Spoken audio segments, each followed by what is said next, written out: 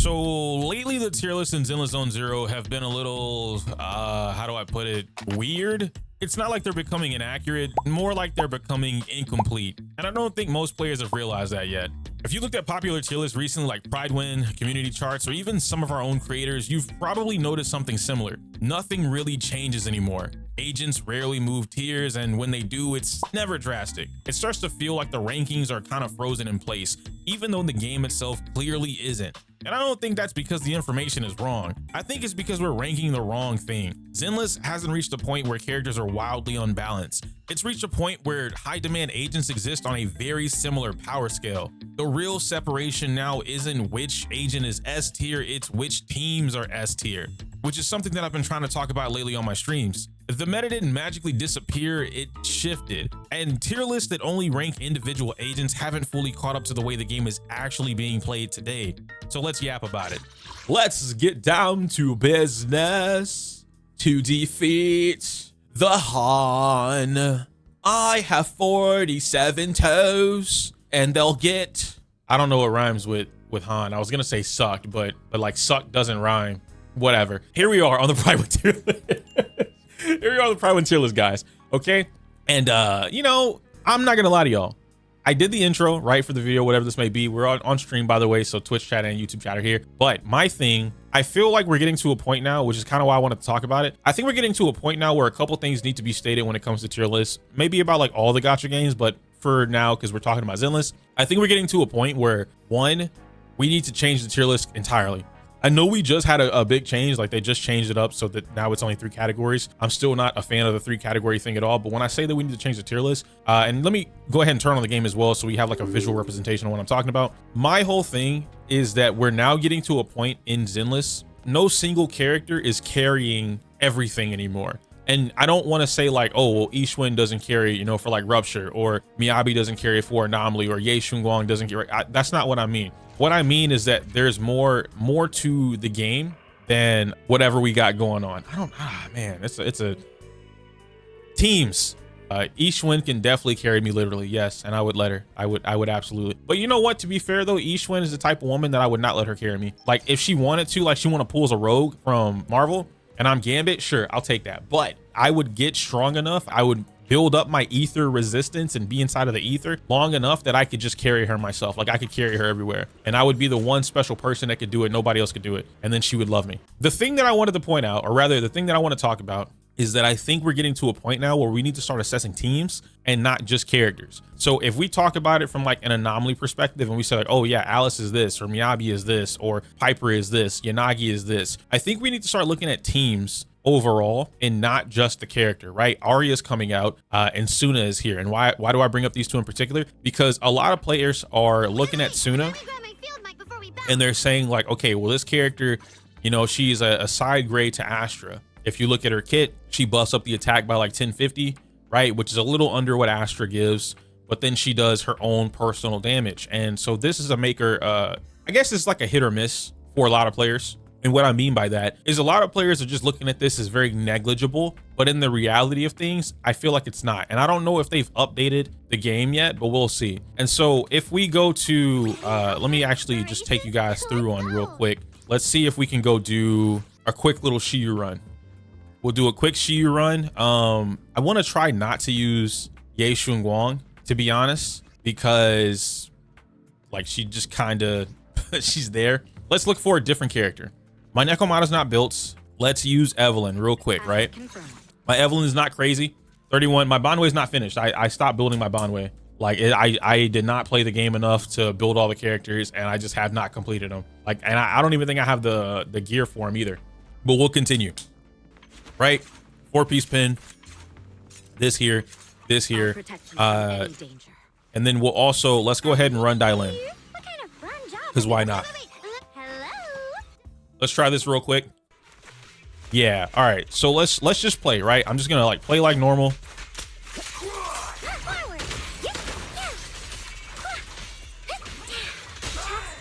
Nothing reaches my defense. Heads up.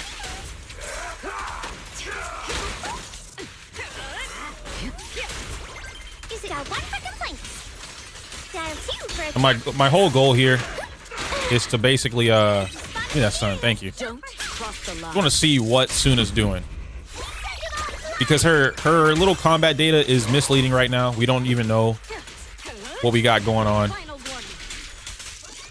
Can I kill him with that? Yeah, I'm gonna pop ult just because why not? Get this guy in my face. Cool.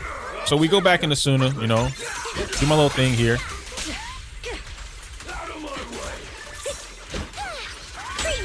Nothing slips through my defense.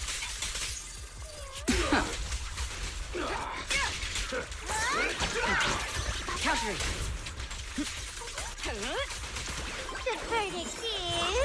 We're just playing like normal. We're just playing like normal, right? I'm not doing any tech. None's too crazy. Didn't mean to do that. I want to send all the bad guys flying! Removing threat. Nothing breaches my defense. Don't. Knock them all over! Heads up. The threat is still active. Press the advantage. Now one for the point. It's a spot in the my domain. Pose on him. Your journey ends with me. Easy peasy lemon squeezy. And the parry, nice. We'll pop him with one of these. The best Go ahead and clean up shop. is a strong offense. Delicio juega. All right, bet. So now I'm not gonna see combat. God dang it. Okay, wait. I thought, you know what? Maybe I can get away with this. We don't have a stunner for the next round. We don't have a stunner. You know what? Let's just see here. All right. Let's just see what baby girl can do. All right. We're gonna go. We're gonna see if freaking okay. There we go. Hold on. We're doing a little bit of work. Bro. Hold on. Wait. We might be able to pull this off. We might be able to pull this off, bro. Practicing moving in slow-mo.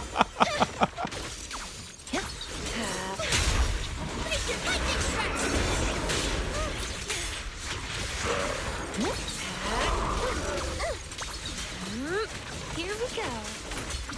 Yeah, we can do the damage, right? I think we can get away with damage, and because we're slow, we can get another impair. There's their shadow.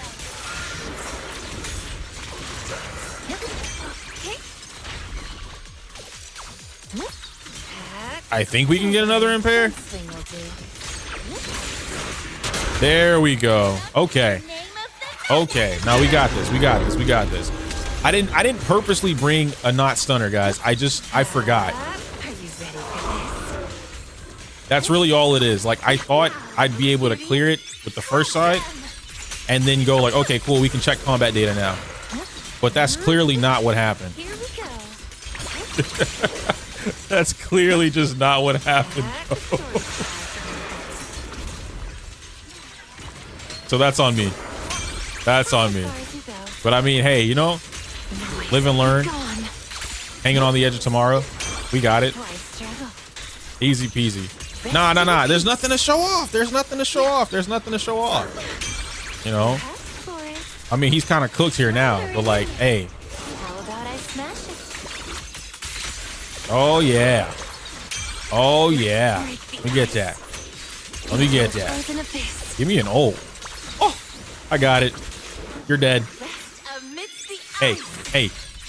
You know, Yadhari doing Yadhari work, right? You could beat people up with no stunner. You could beat them up with no stunner. All right, cool. We're chilling. I skipped the combat data. Guys, wait. Wait. What's this supposed to happen? I can still open it. Wait. Where? How? I was so blind. Oh shit, yo! Why didn't you tell me that before we fought? You know what? It's fine. This is perfect. Hell yeah, thank you. Oh, it's got an update, huh? Does it have to update? What's today? 123. Bro, today's February. Events and oh, thank you, bro. I'm blind. No, I still got to update. What is this? What is this? Maybe it's got a, you know what? Hey, you know what? Listen. It didn't show up. It's okay though, but I'm glad that I know that's there now. My Jafufu's probably not even built anymore. Like, we just have not used my Fufu in quite a long time, right? We haven't used baby girl in a little bit. So I'm just gonna like speed run this. See what we can do here. We're just gonna, you know, we're gonna see what happens. See what happens. Give me another little bit of time, right? We're just gonna we're just gonna have to undo this one. Don't cross the line. Oh no, that was clean. Y'all can't tell me that wasn't clean right there. That little interaction right there, that was hot. Y'all can't tell me that wasn't hot, bro. Y'all can't tell me that wasn't hot, man. Come on. Nothing breaches my defense.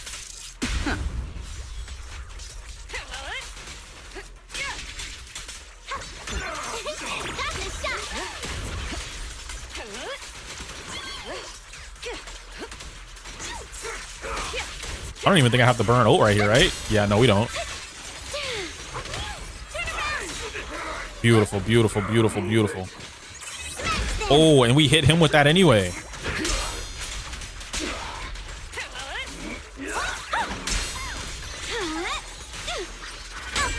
Nothing slips through my defense. The verdict is unforgivable. Don't cross the line. The best defense is a strong offense.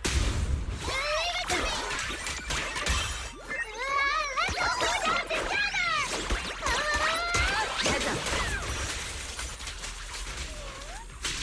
Big talkers. The threat is still active. Removing I know he's mad at that interaction. I know he's mad at that interaction, bro. Oh my gosh. I know my boy's mad. He's like, it's not fair. How was he pulling these off? Nothing breaches my defense. Beautiful. Beautiful. Beautiful, beautiful, beautiful, beautiful, beautiful, beautiful, beautiful.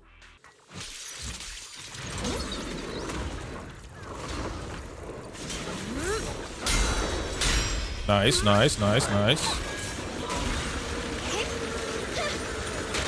Oh. Chill out, baby girl. You were supposed to...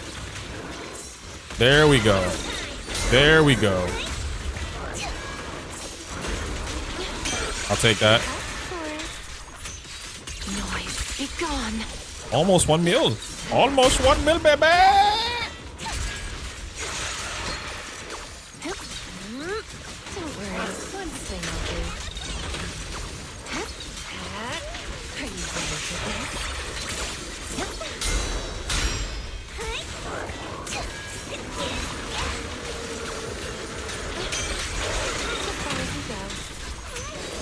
Rest in peace. Reaper Shockwave! The story ends here. Let me help you chill out. Now, little cuties, crush them!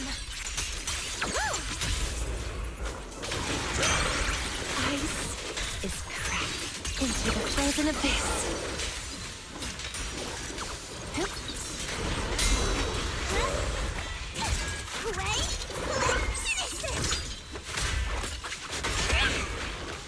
Drawn from countless legends, melodies, and dreams. Oh, that freeze is beautiful. Oh, that freeze was beautiful. It just looks nice. Watching him just be frozen in place like that. You know, I just had to admire my work. That's really all it was, chat. It's the ending. Yo, listen. I might be locked in with Yahari. You know, nothing wrong with that. What's wrong with a little bit of locking in with Yahari? You know what I mean? Oh man, that impair was awesome. And we got the Fufu kill. Look at that. And you see Lucia in the back? Ah, nice. Okay, don't skip combat data this time. Don't skip combat data this time, right, guys? Okay, 313. Did we get the same kill or the same speed that we got before? Anyway, all right, so here's what I'm looking for, right? You see how the damage for Evelyn is 80%. Dylan is about 13%. and then Suna is about 6%. And we already know that Suna's combat data is messed up. To my understanding, it's glitched or stuck between 1 and 6% or 1 and 9%, something like that. So it never shows the full percentage. Why I'm looking at this though, and why I think like them adding the combat data is pretty good, is because this is going to start showing us team value. We were already calculating things beforehand with like, oh, who does what type of damage, or like who outputs or contributes a certain amount of damage into the team. Right. And that kind of dictates the whole hyper carry thing, or like what's worth it, who's adding more value overall, right? Like who's doing these buffs so that hypothetically your Evelyn does 95.9% of the damage contribution to the team. But when you look at it and you actually see a lot of the fights that we have going on right now, right? When you guys saw me fighting, and even though these are older fights, you can still see I'm bringing Suna out. Dylin is still doing her stuns. Whenever we were playing against Tepis had Jafufu, right? We were using Jafufu as the off-field stunner, and then she was still doing something off-field. I'm saying all this because even though we're used to the whole concept of, you know, like one support hyper buffs or buffs up, right? Like 95.2% damage contribution from Yidhari. Jafufu's not really doing any damage at all. This is what we're used to.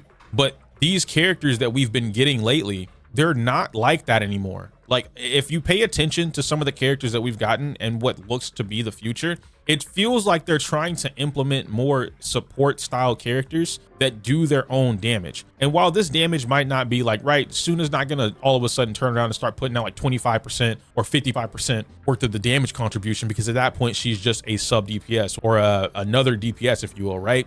But she is contributing something. And so if you look at this, what I think they're trying to do is maybe even it out a little bit, right? So like Evelyn does 80%, Dylin does 5%, and then Suna does 15%, I don't know. Or Evelyn does 75%, Suna does 15%, and then Dylin does the other 10%, right? Something like that. It does feel like that. And if we go back over here to her actual kit, and it'll point out what I'm talking about. I know this video is like supposed to be the whole like Pride One thing, but yeah. Anyway. If we come back over here, right, we can see that she's already buffing up everybody on the team's attack by 1050, right? Boom.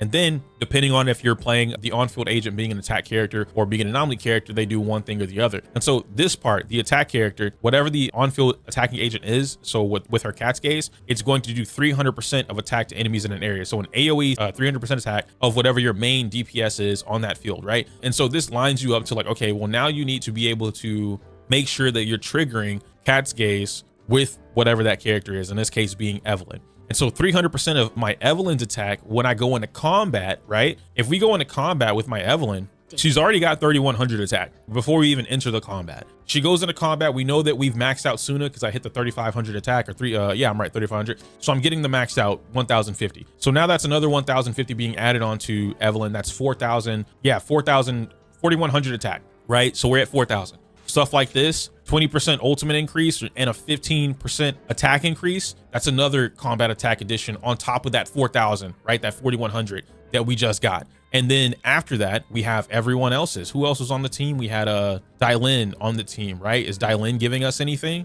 We got the stun damage multiplier. Okay, we know about that. We got crit damage. Okay, nothing else is too crazy, right? No attack percent. Yeah. No attack percent, just damage. All right, fine. And then Suna, with Suna giving us more damage, right, from the Moonlight Veil or Moonlight Lullaby. We get more damage from that. And then this right here, she gets more attack percent and more damage for herself because of the engine that we're rocking. So it's like there's so much going into the contribution, not just your DPS anymore, but the entire team. I know like how I'm talking about it, it feels like I might be like talking in loops or talking in circles or whatever. And I promise you I'm not trying to. This is something that I obviously there's no way that I can prove this right now. This is just a theory, a game theory, but this is just a theory that I have because of the way that they've been designing characters as of late. And even if you've played the story, you can dabble with Arya and her kit. Arya is not like any other anomaly character either. Arya is the type of character where right now, and I do hope they change it, but right now, Arya's best and potentially only team is going to be a hyper carry anomaly team. And that's going to obviously be the Angels of Delusion will be her best team. That'll be her best in slot. But then if you don't have Angels of Delusion, because when Arya gets here, we're not put up blind. We're not going to have Nongong, which is her stunner. So what you're going to see is you're going to see players using Arya, Suna, and Yuzuha.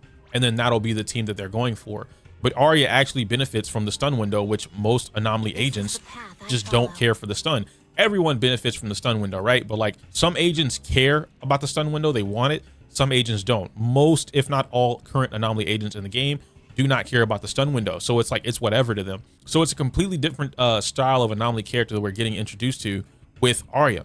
Same thing with Suna, and then potentially the same thing with Nongon, being an anomaly focused stunner, or I guess an anomaly benefiting stunner. We have no idea what's going on with that character. We also had a free character being Zhao. Zhao buffs up, what is it, both attack and anomaly, right? Yeah, attack characters and anomaly characters, she's buffing them up. And then if you have the support character in there too, then it helps you activate it even easier. It's really good for that. So all of these characters are doing more or less the same thing, or multiple things. And we've also gotten to a point, which I'm not the biggest fan of it, but they're just continuously doing it. Look at how many characters perform off field, or they do something secondary off field. Suna is doing things off field. Zhao is doing things off field. Lucia is doing things off field. Yuzuha is doing things off field. Vivian can do some stuff off field, right? The bloom activations. Astra is doing things off field, which, I mean, that was already there. That's whatever. We're not really like counting that fully. I'm gonna throw Nagi in here only because I think Yanagi is going to get a buff, and the buff that I think she's gonna get is the one, I don't know if you guys played it, the co-op, and in the, I think it's the most recent Hollow Zero, Yanagi has a different move where she can like thunderbolt off field whenever you activate a disorder or something like that, or whenever you activate an anomaly attribute or counter. She like thunderbolts off, like zip zap zoom off field, and she'll do polarity disorders on her own without consuming meter. And then you can, like, when she's done, right, you swap into her and then double down on the polarity disorder. I think that is a testing ground, and I think whenever Yanagi does get a buff, that's what it's gonna be. And she's gonna skyrocket to being the best sub DPS anomaly, or probably second or third best anomaly agent in the game. I could easily see that being her buff. But Orphe, off field. Seed, not exactly off field, but helping the entire team overall, right? And herself. Bernice, new change, off field. Trigger, off field. Lighter from the, again, same thing with like the Hollow Zero stuff or the co-op stuff, off field. Lycon, literally in the game right now, off field. Wouldn't be surprised if we got an S rank Nicole, who was also off field. Jafufu, off field. Rena, technically off field, but whatever, and she's an older character. And then Pokra, off field. All of these characters that I just named are all doing something crazy that is essentially helping the entire team, or your main DPS, however you want to look at it, while not being active on the field. And so if we come back over here, we look at this kind of stuff, yeah? Why I'm saying that this is going in a different direction where we're not going to be able to look at it as just like, oh, it's just this character that we need to tier, or we need to place this character in this specific tier. I'm saying that because I think what's going to happen is it's going to change up drastically for, like, and I'll use a hypothetical here. So I'm going to say random shit that doesn't make sense, guys. Just follow along with me for the hypothetical, not for the literal. It's going to get to a point where, let's say that, you know, right now we have Sambi's best team being Sambi, Orphe, and Trigger. But if they keep introducing characters like Suna, it's going to get to a point now where it's like, okay, well, you could run Sambi and Trigger, but maybe not Orphe anymore. Maybe you could run Suna, because now there's a new character that comes out and it does what Orphe kind of does, or like something similar to Orphe, but it buffs up something else about Sambi, not just her aftershock attacks. And because Sambi works with aftershock attacks and buffs up the team's aftershock attacks, thanks to the new potential system, it would work for this other new character like Suna. I guess Dylin's actually a really good example too. Dylin being the best stunner in the game, but for different reasons for different teams. Yeah, sure, she stuns incredibly fast. What is it? The stun damage multiplier and the crit damage, but most importantly, the ult conversion token is really good. But look at how the ult conversion token works for different teams. Dylin and Evelyn is phenomenal. She loves that shit, right? Dylin and Haramasa, you know, his ultimate does a lot of damage, which is really good, but like he cares more about dash attacks. Dylin and Hugo, right? Because like Hugo is only going to get that one shot anyway. He doesn't really need to use it twice unless you have, I think it's M1 or M2 Hugo, something like that. So it works in their favor. You start playing Dylin and Yanagi, which a lot of people haven't experimented with yet, but Yanagi's ultimate is a guaranteed polarity disorder. Doesn't matter what the fuck is going on, right? And it still builds anomaly. So you give an anomaly character an immediate ultimate, and anomaly characters already build ultimates by themselves insanely fast, and now you have a disgusting powerhouse combo. Dylin is the type of character that I'm talking about, where she benefits a large majority, if not everyone on the roster, but in a completely different scenario. Suna benefits, just like if we're calling her a side grade Astra, Suna benefits a large majority of the roster, but in different ways. And right now it kind of sucks because we're not able to use Suna with like a lot of the other anomaly characters and activate her additional passive without tweaking things. But that also goes into kind of what I'm looking at. If we went back to the game and we came over here real quick and we started looking at Suna, yeah, I'm like, all right, cool, man. I really want to work with Suna and I want to work with, like, I don't know, Alice. Boom. So this is kind of what I'm trying to go with. Yeah, I could use Yuzuha here and I'm like, all right, great. Yuzuha does exactly what I need her to, and it's really awesome. But do I need Yuzuha? And that's where we're going to start getting to the concept of, like, I guess, matchups and team variants. If I don't need Yuzuha to clear this fight, even though Yuzuha is the best in slot, if I don't need Yuzu and something about a different character, so we'll go with, and we've played this before, you guys have seen me do it, Trigger, right? If we start playing Trigger and replace Yuzu with Suna, well, what about this changes? Does this become worse because Alice isn't the one doing 100% of the damage anymore? Or does it balance itself out because now Suna's character, whatever character that may be, right, now it starts to make up for whatever Alice isn't doing originally? And now this opens the door for not playing the same teams. Everyone is playing the same exact teams. And I know that all of us don't want to do that, but everyone is doing that. We don't have to, right? That's kind of where I'm getting at, because now it's like, okay, well, let's say I didn't want to play Trigger and I wanted to play, where's she at? Freaking Bernice. Yeah. Or I wanted to play Orphe and Alice, right? Because she builds up her own, like, fire for whatever reason. And I wanted to pull something off like this. Well, now you have the opportunity to do so. And this is kind of like devolving into a Suna video, which I'll probably talk about Suna in a different, I don't know, maybe this will be the same thing, but whatever. I'll double dip. It opens the door for us to be able to experiment and have more team options, where it's getting to a point where, like, we don't need to be focused on only the best in slot team, is what I'm trying to get at. And I think her, Suna, and more characters like her, that's what's going to start happening for the rest of 3.0. I don't think they're going to keep making Ye Shun Wongs and Dai Lins. And I guess, like, maybe a big reason why I feel like that is because, one, power creep, obviously, but not the normal reasons for power creep. You will quickly ruin the game. I think if you keep making characters like Dai Lin or like Ye Shun Wong, you are going to ruin the game. I don't know. But like I said, that's just a theory that I have overall. Now, I know at the beginning of the video I mentioned, like, I don't really, there's nothing to go over, right? Like, if you're looking at the Pride 1 tier list, unfortunately, there's really nothing to talk about. Haramasa's on the watch list, that's cool, but do I trust that he's gonna go up? I don't know, probably not. And if he does go up, then it's still gonna, like, the whole expert tag thing is still gonna be there. I'm not really the biggest fan of that, but it is what it is, whatever. Then you still gotta look at it like, is Haramasa on the same level as Sanbi at M0? Still no, but Haramasa buffed up with whatever he's got, same level as Seed, sure. But then you gotta look at, okay, well, if these two aren't on the same level, bring them down, right? It's all up in the air. So, like, I don't have too much to say about the tier list until we figure whatever's going on out. But as I mentioned before, I think it's just getting to a point now we might need to just hard convert what the tier list is and just change it into a team's tier list. And I think that would be a lot easier, not just to look at, but I think it would be a lot easier for the players to be able to consume. Because one of the biggest things, with I've talked about that, and we might actually double down and make a video about it today. I've talked about that as a lot of new players, a lot of players getting into the game have no idea how team building can or does work in this game. Their knowledge of team building is what somebody else told them or what Pride 1 tells them, but it's nothing else, right? And so they have no idea. Like, look at the amount of how do I put it? Like, if you don't believe me, right, go to anybody's comment section and look at the amount of comments that you'll get. For instance, like Ye Shun Wong or Yi Xuan. Yo, bro, I have Yi Xuan. I want to play Yi Xuan, but, like, I don't have Yi Xuan best in slot, being Dai Lin and Lucia. What do I use? Who do I put on her team if I don't have her best in slot?